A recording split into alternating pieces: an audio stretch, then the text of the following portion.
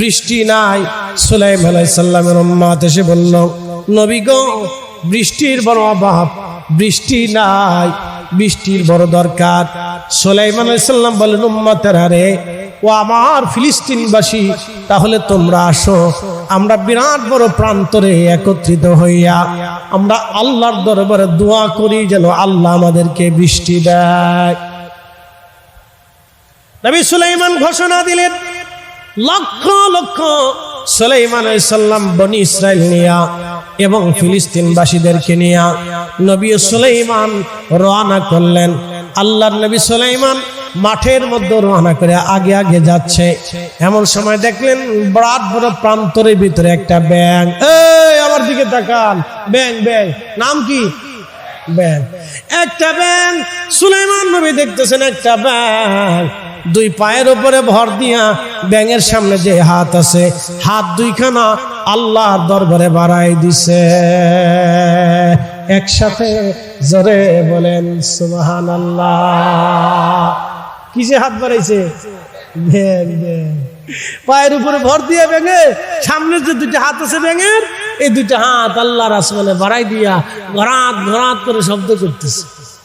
ব্যাঙে ডাকে না, ঘরাত ঘরাত করে শব্দ করতেছে। শোনেন, ব্যাঙে যদি ডাকে তো বুঝবেন ও আল্লাহর জিকির করতেছে, আল্লাহর কাছে চাইতেছে, আল্লাহ বৃষ্টি দাও, বৃষ্টি দাও, বৃষ্টি দাও। ঘুমিয়ে পড়ার পরে ইয়াকুব আলাইহিস সালাম দেখলেন, আহা, আকাশ থেকে একটা বিরাট বড় সিঁড়ি পাথর বরাবর নেমে গেছে। ওই সিঁড়ি বেয়ে বেয়ে আল্লাহর আসমান থেকে রহমতের ফেরেশতারা হেঁটে হেঁটে নামে, আবার হেঁটে হেঁটে চলে যায়। অনেক সাকিনা নিয়ে আসলো। ইয়াকুব আলাইহিস সালাতু ওয়াস সালাম এখানে ঘুমিয়ে স্বপ্ন দেখলেন, তার উপরে আমার আল্লাহ ওহী করলেন, কিতাব নাজিল করলেন। ইয়াকুব নবী ঘুম থেকে ভাঙার পরে সেজদায় পড়ে বলেন, হে রব, আপনি এইখানে এই মসজিদের পাথরে আমাকে নবুয়ত দিয়েছেন, আমাকে কিতাব দিয়েছেন, হিকমত দিয়েছেন, সম্মানিত করেছেন। আল্লাহ পাথরে এখানে বরকত আছে। আমি পাথরখানা রেখে গেলাম, যদি কোনোদিন আমি আমার দেশে ফিরে আসি তাহলে এই পাথরের এখানে আমি একটা মসজিদ বানাবো। সেই মসজিদটাই হলো বাইতুল আকসা, বাইতুল আকসা। সুবহানাল্লাযী আসরা বিআবদিহি লাইলাম মিনাল মাসজিদিল হারামি ইলাল মসজিদিল আকসা।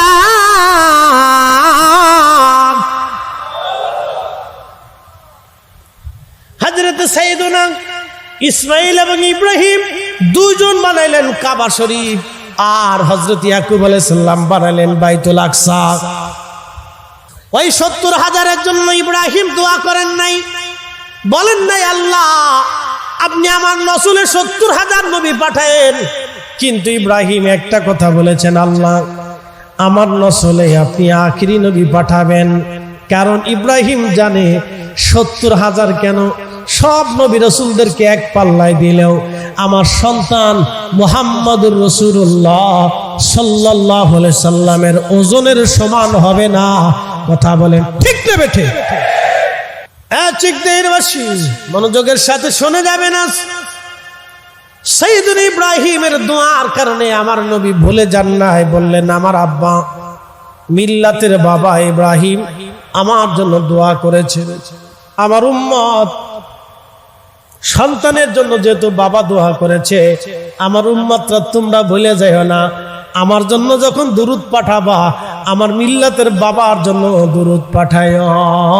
নাম আমরা দিয়েছি দুরূদ ইব্রাহিম, এটা আমাদের দেওয়া নাম, আল্লাহর নবী এই নাম দেয় নাই। এই নাম নিয়ে যারা ব্যবসা লাগাইছো, অন্য দুরূদ পড়া যারা বেদাতের ফতোয়া দিতেছ, তোমাদের মতো বুকা দুনিয়াতে আর একটাও হতে পারে না, ঠিক কিনা? আরবিতে প্রবাদ আছে, শরফুল মাকিন ও শরফুল মাকান, শরফুল মাকানে ও শরফুল মাকিন। কিছু জায়গার কারণে মানুষের দাম বাড়ে, কিছু মানুষের কারণে জায়গার দাম বাড়ে।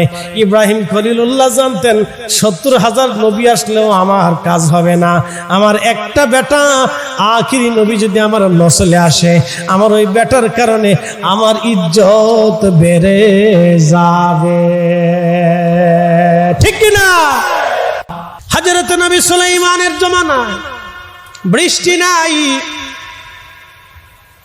বুঝতে পারতেছেন সুলাইমান নবী তাম পৃথিবীর বাদশাহী আল্লাহ তাকে দিয়েছিলেন। বর্তমান বাইতুল আকসা, এই বাইতুল আকসা ছিল ওনার রাজধানী। এই বাইতুল আকসা ছিল ওনার রাজধানী। পৃথিবীর এমন কোন ইঞ্চি মাটি নাই যে ইঞ্চি মাটির শাসন ওনার হাতে না ছিল। শুধু মানুষ না রে, জিনদের বাদশাহী তিনি করে গিয়েছিলেন। শুধু জিন না, পশু পাখিরও বাদশাহী আল্লাহ তাকে দিয়েছিলেন। পৃথিবীর এমন কোন ইঞ্চি মাটি নাই রে যে ইঞ্চি মাটির বাদশাহী আল্লাহ সুলাইমানকে না দিয়েছিলেন। একটা তখ্ত দিয়েছিলেন, সুলাইমান নবীর সিংহাসন তখ্ত ছিল। আমাদের দেশের এই এতটুকুন একটা সিংহাসন, চেয়ার না, ওই তখ্তটা এত বড় ছিল, লক্ষ লক্ষ সৈন্য তার ভিতরে নিতে পারতেন। অস্ত্র শস্ত্র, হাতি ঘোড়া গাধা দুম্বা, খাবার দাবার, এরপরে আপনার টোনে মনে মনে চাল, টোনে মনে মনে গম জব, খাবার দাবার নিয়া সুলাইমান নবী বাতাসকে বলতেন, বাতাস আমার তখ্তখানা উড়াইয়া নিয়ে চলো। বাতাস তখ্তখানা উড়াইতো, যেখানে যাওয়ার সুলাইমান নবী বাতাসকে হুকুম দিত, সেই দেশে নিয়ে তখ্ত নামাইতো। সমস্ত দেশে বলল, নবী গো বৃষ্টি নাই, আপনি বৃষ্টি দেন। আল্লামা ইমাম আবুল ফারাজ ইবনুল জৌজি কিতাবের মধ্যে লিখতেছেন, বৃষ্টি নাই। সুলাইমান আলাইহিস সালামের উম্মত এসে বলল, নবী গো বৃষ্টির বড় অভাব, বৃষ্টি নাই, বৃষ্টির বড় দরকার। সুলাইমান আলাইহিস সালাম বলেন, উম্মতেরা রে, ও আমার ফিলিস্তিনবাসী, তাহলে তোমরা আসো, আমরা বিরাট বড় প্রান্তরে একত্রিত হইয়া আমরা আল্লাহর দরবারে দোয়া করি যেন আল্লাহ আমাদেরকে বৃষ্টি দেয়। নবী সুলাইমান ঘোষণা দিলেন, লক্ষ লক্ষ সুলাইমান আলাইহিস সালাম বনি ইসরাইল নিয়া এবং ফিলিস্তিনবাসীদেরকে নিয়া নবী সুলাইমান রওনা করলেন। আল্লাহর নবী সুলাইমান মাঠের মধ্যে রওনা করে আগে আগে যাচ্ছে। এমন সময় দেখলেন বিরাট বড় প্রান্তরের ভিতরে একটা ব্যাঙ। এই আমার দিকে তাকান, ব্যাঙ, ব্যাঙ, নাম কি? ব্যাঙ। একটা ব্যাঙ, সুলাইমান নবী দেখতেছেন একটা ব্যাঙ দুই পায়ের উপরে ভর দিয়া ব্যাঙের সামনে যে হাত আছে, হাত দুইখানা আল্লাহর দরবারে বাড়াই দিছে। একসাথে জোরে বলেন সুবহানাল্লাহ। কিসে হাত বাড়াইছে? ব্যাঙ, ব্যাঙ। পায়ের উপরে ভর দিয়ে ব্যাঙে, সামনের যে দুইটা হাত আছে ব্যাঙের, এই দুইটা হাত আল্লাহর আসমানে বাড়াই দিয়া ঘরাত ঘরাত করে শব্দ করতেছে। ব্যাঙে ডাকে না, ঘরাত ঘরাত করে শব্দ করতেছে। শোনেন, ব্যাঙে যদি ডাকে তো বুঝবেন ও আল্লাহর জিকির করতেছে, আল্লাহর কাছে চাইতেছে, আল্লাহ বৃষ্টি দাও, বৃষ্টি দাও, বৃষ্টি দাও। ব্যাঙে ঘরাত ঘরাত করিয়া আপনার মর্জিনার গান শোনেই না, মুমতাজের গান শোনেই না, কিন্তু বেটি ধরে ধরা পড়ে গেছে।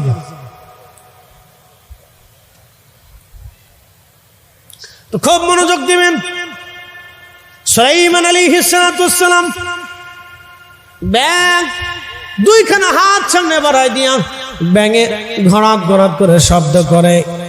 উম্মতেরা শব্দ না বুঝলেও নবী সুলাইমান আলাইহিস সালামের কাছে সংবাদ এসে গেল। আল্লাহর নবী লক্ষ্য করতেছিলেন ব্যাঙ দুই হাতটা বাড়াই দিয়ে আল্লাহকে বলল, আল্লাহ বৃষ্টি দাও, বৃষ্টি দাও, তুমি তো জানো পানি ছাড়া বাঁচতে পারি না। আল্লাহ আমাদেরকে মাখলুক বানাইছো, বৃষ্টি যদি না দাও আমরা বাঁচতে পারি না।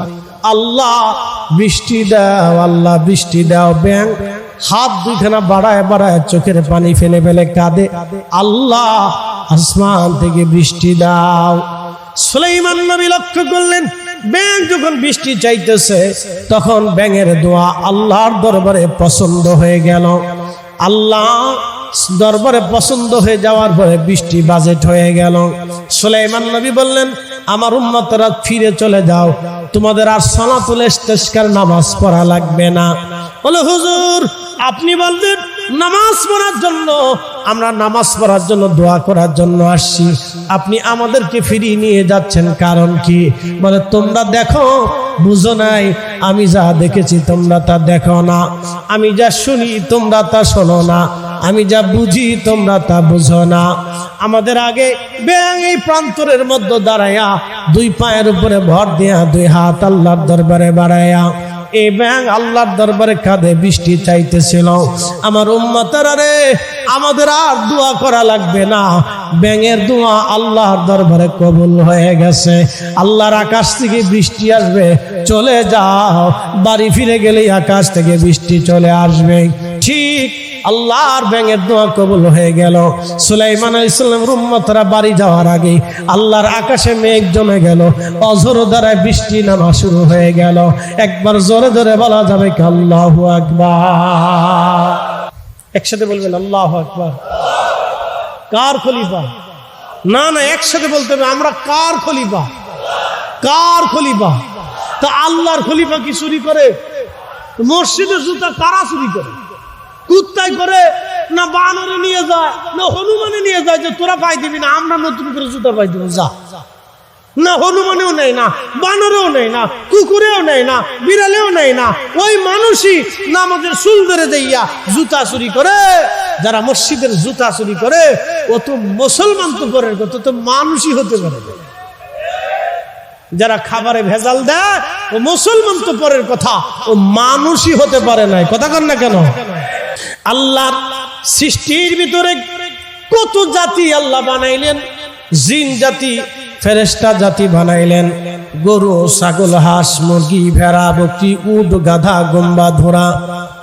আল্লাহ সৃষ্টির মধ্যে কত জাতি বানাইলেন। মাছ, গাছ, পাহাড়, পর্বত, সূর্য, নক্ষত্র, আকাশ, পাতাল, নদী, নালা, পানি, আগুন, কত কিছুই না রব বানাইলেন।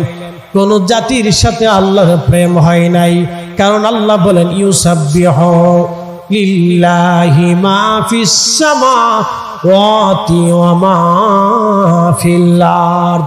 আসমান ও জমিনের ভিতরে যা কিছু আছে সব আল্লাহর তাসবিহ করে, আল্লাহর জিকির করে। আপনার বাড়ির কুকুর আল্লাহর জিকির করে, আপনার বাড়ির বিড়াল আল্লাহর জিকির করে, আপনার বাড়ির গরু আল্লাহর জিকির করে, আপনার বাড়ির মহিষ আল্লাহর জিকির করে, আপনার বাড়ির ছাগল, উট, ভেড়া, বকরি, দুম্বা আল্লাহর জিকির করে, আপনার বাড়ির পুকুরের মাছ আল্লাহর জিকির করে, সাগরের মাছ আল্লাহর জিকির করে, যত গাছ তরুলতা পাতা দেখেন সব আল্লাহর জিকির করে। সূর্য, চন্দ্র, গ্রহ, তারা, আকাশ, পাতাল, জমিন, পানি, কঙ্কর আর পাথর যা দেখেন, মাটি, সব আল্লাহর জিকির করে। কিন্তু কোন সৃষ্টির সাথে আল্লাহর প্রেম হয় নাই। আল্লাহ বলেন ইন্নী জাইলুন ফিল আরদি খলিফা, আমি দুনিয়াতে খলিফা পাঠাবো আমি আল্লাহর। আল্লাহ বানাইলেন কত জাতি, হইল না তোর প্রেম প্রীতি, ঠিক না? আল্লাহ বানাইলেন কত জাতি, হইল না তোর প্রেম প্রীতি, অবশেষে মানুষ বানায় প্রেমের কারণে। ওরে অবশেষে মানুষ বানায় প্রেমের কারণে, প্রেমের ডোরি বান্ধর মদিনার শনে। আহা, প্রেমের ডোরি বান্ধর মদিনার শনে। সালাতুন ইয়া রাসূলুল্লাহ আলাইকুম। আহা, হয় না জবান খুলে সালাতুন ইয়া রাসূলুল্লাহ। এই আস্তে কোন করো, জোরে বলেন। এই চরিত্র চেঞ্জ করতে হবে। এই জন্য আল্লাহ রাসূল বলছেন উম্মত, এটা যদি অন্তরে থাকে বেহেশতের চেহারা দেখবা না। আমার উম্মত, তোমরা শুনে রাখো, তোমাদের বডির ভিতরে একটা গোশতের টুকরা আছে। ইদা সালুহাত সালুহাল জাসাদ, যদি এটা পরিশুদ্ধ থাকে পুরা বডি পরিশুদ্ধ। আর যদি এটা অসুস্থ হয়ে যায়, ইদা হাসাদাত হাসাদাল জাসাদ, এটা যদি অসুস্থ হয়, হিংসা আসে, রিয়া আসে, কামনা আসে, বাসনা আসে, অহংকার আসে, অহমিকা আসে, লোভ আসে, যদি বেশি বেশি আসে তাহলে বুঝবে এটা অসুস্থ হয়ে গেছে, পুরা বডি অসুস্থ হবে। আলা ওয়াহিয়াল কলব, সেটা তোমার অন্তঃকরণ। এই জন্য তাসাউফে যারা ওলি যারা তারা জিকিরে বসাইতো, ফিকিরে বসাইতো, মুরাকাবায় বসাইতো, তারা না খাওয়াই রাখতো। ওলি এমনি তৈরি হয় না, দিনের পর দিন না খাওয়াই রাখতো, দুনিয়া বিরাগী কইরা জিকিরে বসাইয়া এই আল্লাহর ওলিরা দুনিয়ার মানুষকে ওলি বানাইছে। কথা বলেন ঠিক না বেঠিক?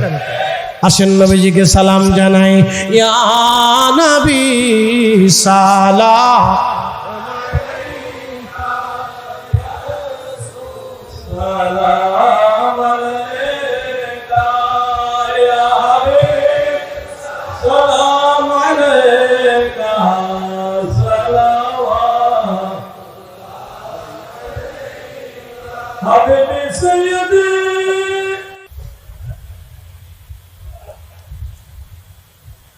আমি ভাবছিলাম বাংলাদেশের দরবারগুলিতে মনে হয় খালি খাওয়া অন্ধেই না।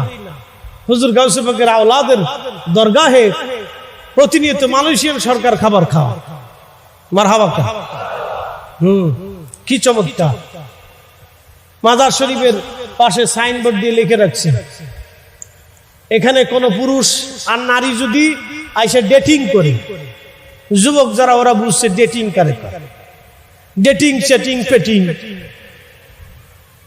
হাসিস নিয়ে সব বেহায়াপনা, লুচ্চেমি, আন্তর্জাতিক খ্যাতি সম্পন্ন লুচ্চেম, ডেটিং পেটিং চেটিং এখানে আইসা করলে 1000 রিঙ্গিত, বাংলাদেশের 29,000 টাকা জরিমানা, 6 মাসের জেল হবে। একসাথে কার না মারহাবা। আর মাজারে কোন নেশা দ্রব্য ওই এরিয়ার ভিতর খেতে পারবি না, যেখানে নেশার খাওয়ার জন্য, মদ খাওয়ার জন্য, বিয়ার খাওয়ার জন্য, নারী জেনা করার জন্য, বিনোদনের জন্য সরকারি যারা দিল, সেই সরকারি হুজুর আল্লাহর ওলির স্বপ্নের ধমকে সেখানে সাইনবোর্ড দিয়ে আইন করে দিয়ে দিল, এই এলাকার ভিতরে যদি কেউ নেশা করিস তাহলে 6 মাসের জেল হবে।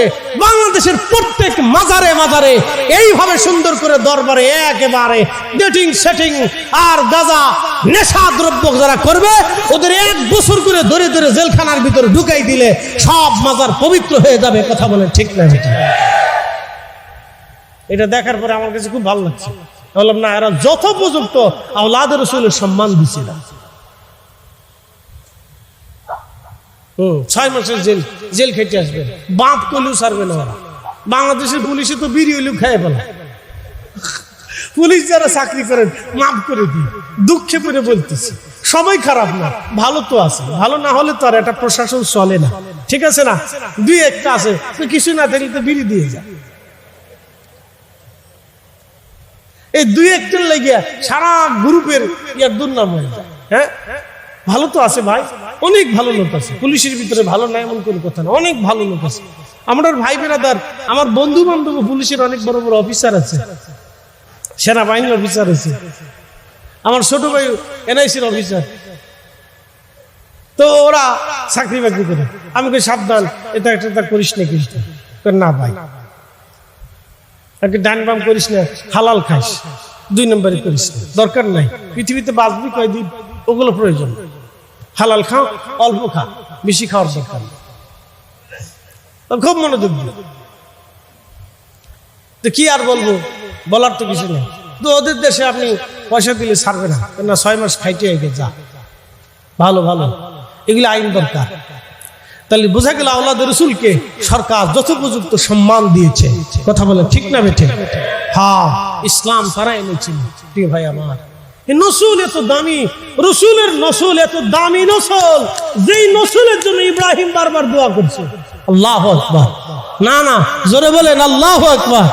হ্যাঁ, যেই নসলের জন্য সাইয়েদুনা ইব্রাহিম বারবার দোয়া করছে, আল্লাহ এই নসলে আপনি আখিরি নবী দেন, আমার নসলটা সম্মানিত হয়ে যাবে আল্লাহ। আমার নসল সম্মানিত হবে আল্লাহ, আপনি আমার নসলে আখিরি নবী দিয়ে দেন।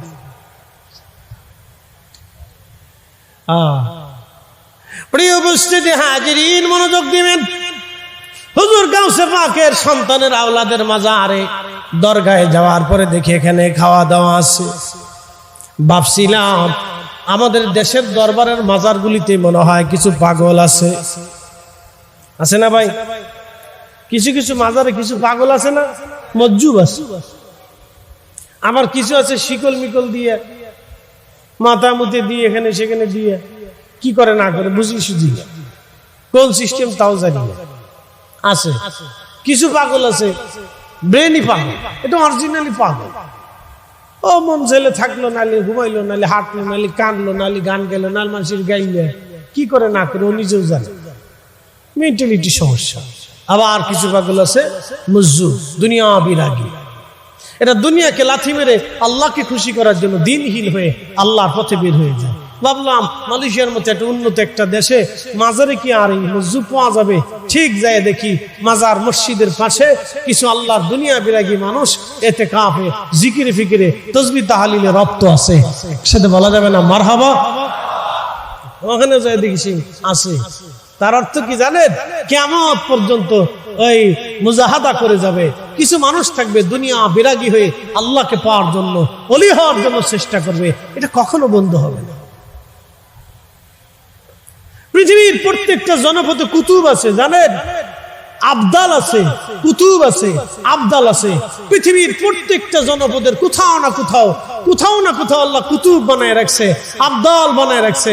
এরা আল্লাহকে ডাকে আর আল্লাহ বৃষ্টি দেয়, এরা আল্লাহকে ডাকে আর আল্লাহ রহমত দেয়, এরা আল্লাহকে ডাকে আর আল্লাহ শস্য দেয়, এরা আল্লাহকে ডাকে আর গাছে ফল দেয়। ভাইবেন না আপনাদের কারণে আল্লাহ ফল টল দেয়, এটা মনে করেন না। আমরা যে গুনাহ করি, চোখের গুনাহ, কানের গুনাহ, নাকের গুনাহ, হাসতে হাসতে, বন্ধুর সাথে ঘষতে ঘষতে, চলতে চলতে, ব্যবসা বাণিজ্য চলতে চলতে, কাপড়ের দোকানদার, আল্লাহর কসম করে বলি কাপড়ের রং উঠবে না। আমি বিশ্বাস করে কিনে নিয়ে আসলাম, এক লোক মাথায় টুপি আছে, মুখে দাঁড়িয়ে আছে, আমার ফরিদপুরে কাপড় নিয়ে আসলাম। হুজুর আল্লাহর কসম চিন্তা করেন না, কাপড়ের রং উঠবে না। আমি আইনা পাঞ্জাবি বানাইলাম, এর কথা বিশ্বাস করিয়া পাঞ্জাবি বানাইয়া দুয়ার লেগিয়া যখন সাবান মারছি, পরে দেখি রং নাই। আমি কি বাপ রে বাপ, কত বড় সিটারে সিটার! হে বাঙালি, মাথায় টুপি আছে, মুখে দাঁড়িয়ে আছে, ব্যবসার ক্ষেত্রে এরা বাপও চিনে না। কথা কর না, বাপও চিনে না। মধুপুরের টাঙ্গাইলের মধুপুরে গেছি, মাহফিল শেষ। বললাম বাইরে ছেলে পেলেদেরকে, বাচ্চা কাচ্চাদেরকে, নিজেও আনারস খাই, তাজা ফল টল খাইলে শরীর ভালো থাকে না। আপনারা এই আমার এই ওয়াজ টোয়াজ করলাম, দোয়া খের করলাম, আমার 2টা আনারস বাগান থেকে কেটে দেয়। তাজা জিনিস, টাটকা জিনিস, ফরমালিন। লজ্জিত যাতে হতে না হয়, আল্লাহর নবীর সামনে দাঁড়াবেন, শরম যাতে না পান। ইয়া রাসূলুল্লাহ, আমি আসছি কিচ্ছু আনতে পারি নাই, যাতে দাঁড়িয়ে বলতে পারেন ইয়া রাসূলুল্লাহ আমি দুরুদ আনছি, সালাম আনছি, সুন্নত আনছি, নামাজ আনছি। ইয়া নবী আল্লাহ, আমি চেষ্টা করেছি, আপনার কদমের গোলাম হিসেবে আমার কবুল করে নেন। ইয়া নবী আল্লাহ, আমি চেষ্টা করেছি, কিচ্ছু পারি নাই, চেষ্টা করেছি। এটা অন্তত নিয়ে যান, লজ্জিত হয়েন না। হাসরের ময়দানে আল্লাহর সামনে দাঁড়াইতে হবে, আল্লাহর মেহবুবের সামনে দাঁড়াবেন, লজ্জিত হয়ে যাবেন, লজ্জিত হয়ে যাবেন। ওই দিন যাতে আপনি নিজের লজ্জা না পান, সেই জন্য দুনিয়ার থেকে কিছু সদাই করে যান, কিছু সদাই করে যান, কিছু সদাই করে যান। হালালের জিন্দেগি গঠন করে যান। নবীজির আব্বা পাক, নবীর মা পাক, নবী নিজে পাক।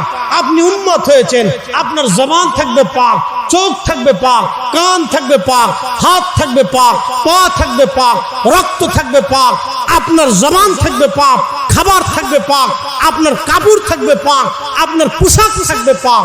কথা বল ঠিক কি? এই জন্য নাপাক না হয়। বলে হুজুর নাপাক কি? অবৈধ জিনিস, হারাম জিনিস খাবেন, নাপাক হয়ে যাবে।